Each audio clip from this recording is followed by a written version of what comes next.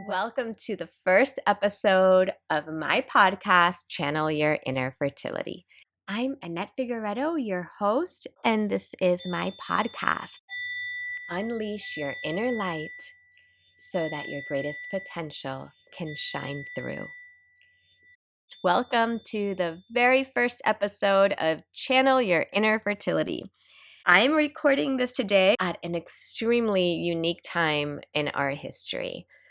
We are all at home dealing with the coronavirus pandemic all across the nation and all across the globe. And what does that mean for you?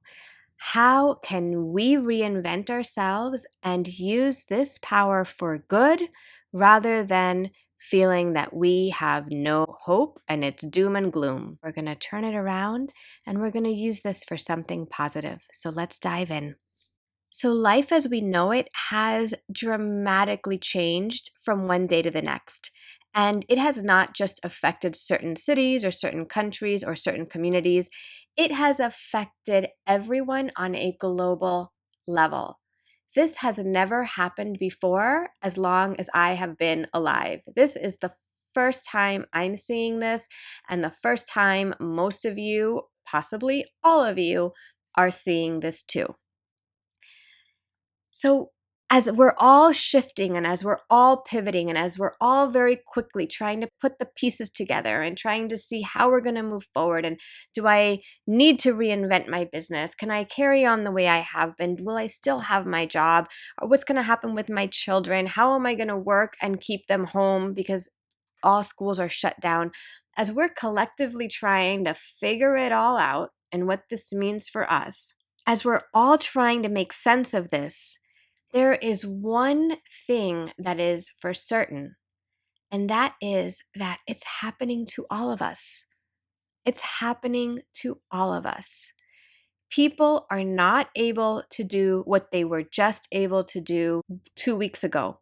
From 1 week to the next, from one day to the next, in many places, things like that changed. And there's a lot of upheaval right now, a lot of banter back and forth about whose fault this is.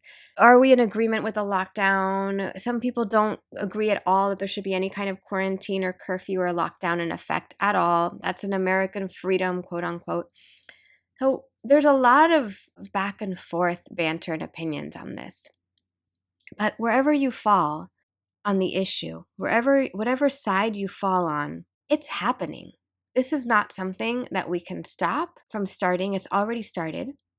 This is not something that we were able to prevent. It's already here. It's already happening. So, what can we do to really embrace this time? There's actually a lot of good that can come from this. What's happening is such a blessing for all of humanity because we are being asked to slow down. No other time in history have we been given the permission to pause. And it's happening on a global level.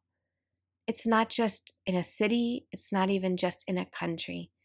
Globally, we have been asked to step down, to hold back, and to just wait. So, what you do with this time is crucial. We may never have this time again on a global level. This time to pause, this time to stop, this time to reflect. So, let's make the most of it. So, what does this mean for us as individuals and as a collective whole? So, for starters, we can use this time wisely if we use it to grow inwardly, to use our life experiences, our situations, our circumstances to reflect inside and see what does this mean for us personally and for our greater contribution to society as a whole. And I'm saying this as I have my little wiggly 3-year-old wanting to jump all over me. Mommy's trying to record her first podcast. You gonna let me? No. No. No. It What? that tickles. It tickles? Yeah, it's supposed to tickle. It's supposed to tickle.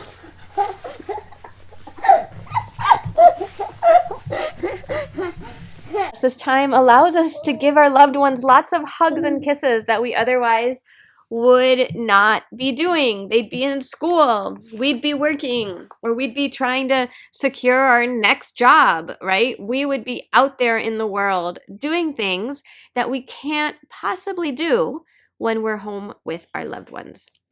So there's a couple things here. Not everyone is home with a loved one, right? Some people are completely alone and they are self-isolating at home alone. So, for those of you who are in that situation, I have to tell you the tremendous amount of opportunity that this presents for you in the name of inner growth. You are required to stay home. Take that time to really learn about yourself. Each of us is being called right now. We are all being called to change how we look at things, to connect more with each other. And the irony is that we are in quarantine, we are isolated, we are separated, yet it's highlighting our need for connection. The necessity for connection right now is greater than ever before. It's unparalleled. It's amazing what is happening right now. And I predict that when we come out of this, we are all going to come out of this more connected and more intuitive than we were when we started. And this is the collective rising up. It's a collective cleaning up of old patterns that didn't work. If you look at it from a spiritual perspective, let's look at it as a way of reinventing, reinvigorating, and starting over. Yeah, you found that? So let's look at this as a way of reinventing, reinvigorating, and starting over the parts that weren't working. We can do that right now, and we're being asked to stay home. I mean, what other time in history have we actually been given the permission to pause? We never really ever get that permission. We never really ever get that approval to just pause. And right now, this is what we're being asked to do. Stay home. So, as a whole, we are being called to stillness. So, what can you do with that? What can you do to really go inward and take a look at the things that you've been putting off? This inner stillness, this is exactly what we needed. This is what our planet needed. This is what each one of us needed. We're being called to do it. It's not even something that we're asking for. We're not asking for a break. It is being forced upon us. We have needed this. Otherwise, it wouldn't be forced upon us. So let's look at it from what has been happening, what's been going so fast and moving so fast that collectively we needed to all of us take a break. And then also see what it is that you want to create for yourself. So if this situation is making you extremely challenged, and if you are not happy with where you are, if you're not happy with what you see, use that as the indicator and use that as the spark to create what you do want. Because we're in an incubation period right now. Whether you want to believe it or not, we are all at home incubating. We are generating new ideas. Every new day that comes by is a new spark that starts something new. We are constantly churning things out. Whether we're in the office or we're at home, we are creators. We are infinite creators. That's who we are. That's our birthright. We're always creating. We're creating with our words. We're creating with our actions. We're creating with our thoughts. We're creating with our writing. We are always creating. So, what are we going to use this incubation period for? In many ways, this is an excellent time to prepare for the reinvention of your business, to prepare for that long-awaited launch that you thought you'd never have time to get out there, to prepare for a baby. This is an excellent time to slow down, do some inner work, and prepare for becoming a mother or prepare for becoming a father. This is an excellent time for that. It's an excellent time to prepare for greater health. It's an excellent time to work on your immune system. It's an excellent time to start to learn some better ways of cooking, of having better recipes, of learning greater ways to take care of yourself, greater ways to cook for yourself, to start new habits. It's a great time to take an online course on any subject. There are 1,000 course creators out there, 1,000 entrepreneurs that have started their new businesses in the last 5, 6, 7, 8 years that are all online, ready to feed you really good information. Take advantage of that. There's 1,000 coaches out there ready to help people have personal transformations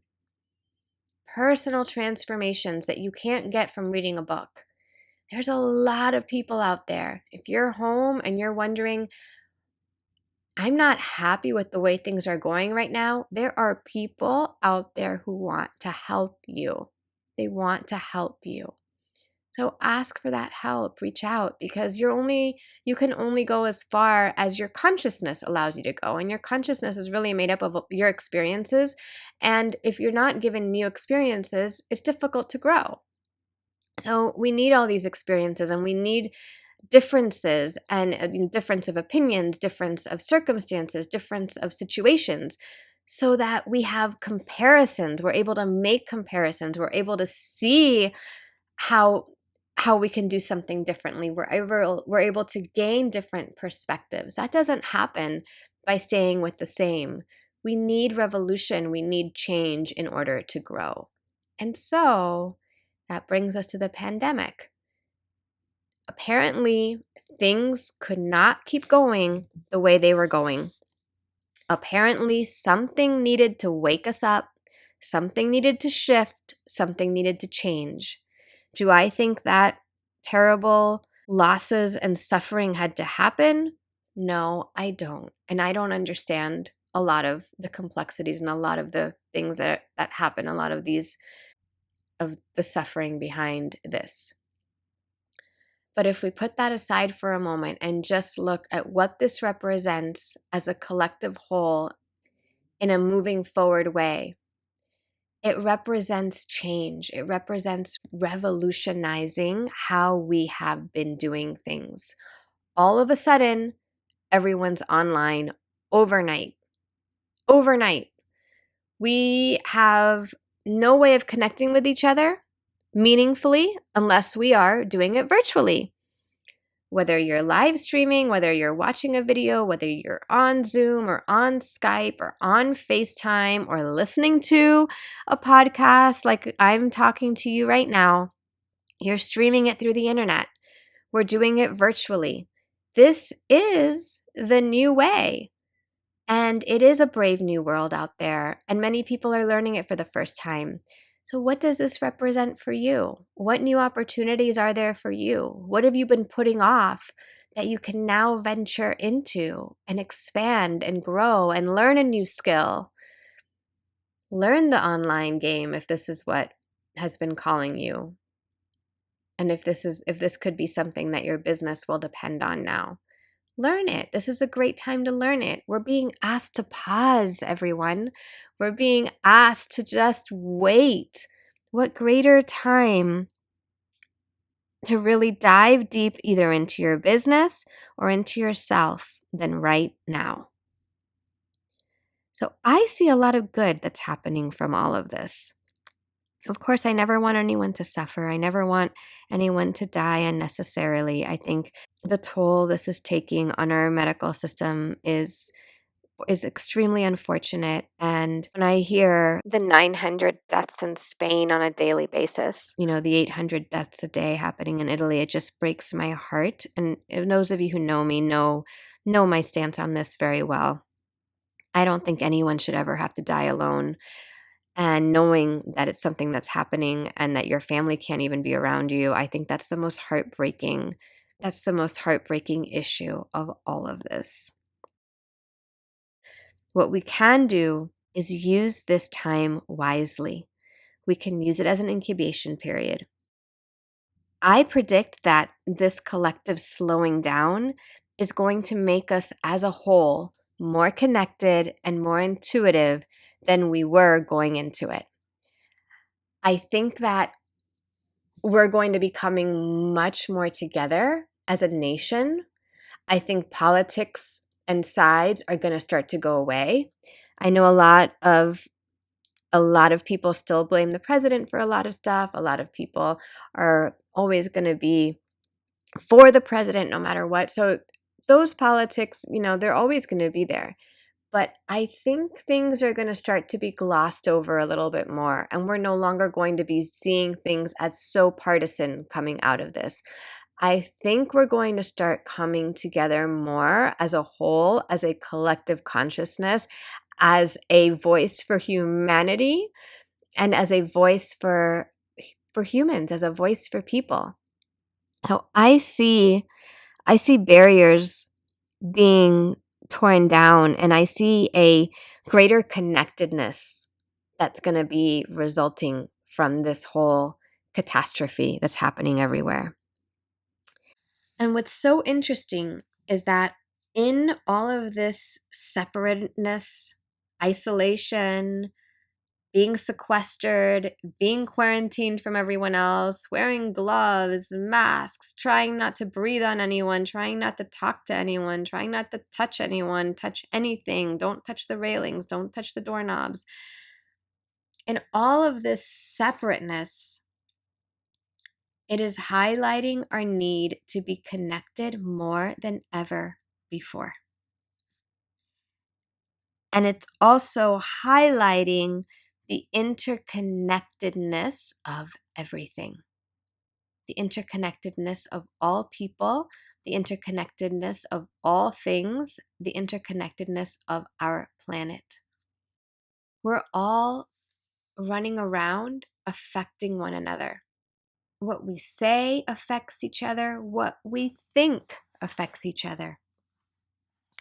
And right now, it is very interesting how things are going to start panning out, because our attention and our focus in the world right now is very much inward. It is very much inward. It's very much slowing down. People are not out there running around, being out and about, getting distracted with entertainment and parties and boating and concerts and sporting events. People are not getting entertained by all of those things right now. Right? People are not getting entertained by all these extracurricular activities, school events, and soccer practice, and et cetera, et cetera, et cetera. You could go on with how much our lives have been filled with activities and entertainment and stuff that just keeps us moving and planning and going on to the next, travel and games and partying and all these things. We're just constantly planning for the next one. Well, right now, all of that mental effort has stopped. We are no longer planning for the next game, the next party, the next dinner, the next whatever it is. We're no longer planning and thinking and doing all of those things that we used to do. That mental effort has stopped. The planning of all of those things has stopped. So what are we focusing on? And I think that if we each start to really tune in, we'll notice that we are much more tuned in to each other than we've ever been before, because our focus is not on external things right now. It's not on what are we going to do next weekend? When's our next vacation going to happen? What are we going to cook at the next bake sale? Our things are not externally focused right now. The whole world is very much about relationships and staying connected, even in these moments of isolation. All we really care about and crave right now is staying connected with one another. And I think that is probably the most amazing thing of all. How many people have used Zoom for the first time in the last 2 weeks? A lot of people. And I think we're finding that, or I think we will find, that our ability to tune in and connect and manifest are going to be far superior than at any other time in our life, at least up until now. Because our focus is not on the external. It's not on all these extra events in the future, what's happening tomorrow, what's happening next week, what's happening a month from now. Yes, I know we all have the news and the coronavirus as the external thing we're all focused on, but we're not out there living our lives. We're at home, focused on ourselves, focused on our families, focused on survival, many of us. It's bringing us much more in. It's closing us down in a way that's allowing us to focus on what really matters. And when we do that, when we shut off all those external factors, we become much more intuitive. So, my prediction is that a lot of us are going to be super manifestors right now because our brain power is being used in a very focused way. We're not distracted. We're not out there in external events looking at external things. We are much more inwardly focused right now during this incubation period. Use your time wisely. We are much more inner focused and we are more concentrated in our thought patterns, in our desires, in our wishes, in prioritizing what's important to us. We have become much more concentrated by our way of thought and our way of speech and our way of desires. And our way of projecting into the world is different. It's different today than it was 2 weeks ago. So, what do I see as the result of this pandemic from a spiritual perspective, from a more esoteric sense? I see this as a calling for all of us to come to stillness, to pause, and it's a blessing that we're being asked to pause. So, let's really embrace that and look at that for the beauty that it's able to add to our lives. Yes, I know there's a lot of sacrifices that are being made right now, and I'm not trying to diminish lives that have been lost, which is the most tragic part of all of this, or jobs that have been lost, or mental health that's suffering as a result of this scare. I'm not trying to diminish any of those as I know those are happening. But as in everything in life, life is dualistic. For every dark occurrence, there is one that is bright. So you can choose which way you look at this. Do you want to stay in the darkness, or do you want to shoot for the light and bring the positive aspects of this experience into your daily life, into your daily routine? So if we really look at this from a bird's eye view and then go down to a microscopic level, let's appreciate the pause that it's bringing to our lives. The ability to connect with your loved ones on a more eye to eye level. I wouldn't have been able to be tickling my son earlier today because he would have been in school and I would have been working. But I was able to connect with him in a very meaningful way. And yes, I'm guilty of being distracted and trying to get stuff done because Lord knows I have a lot of things to do even in this quarantine. I'm always working and always trying to get stuff done. But I do my best to try to be present, and I do my best to be there for my son, especially when he's asking for it. And so now we have the ability to answer those calls of our family and answer those requests and be more present. And in fact, in many places, we're being mandated to take this pause. Some of us have already lost jobs.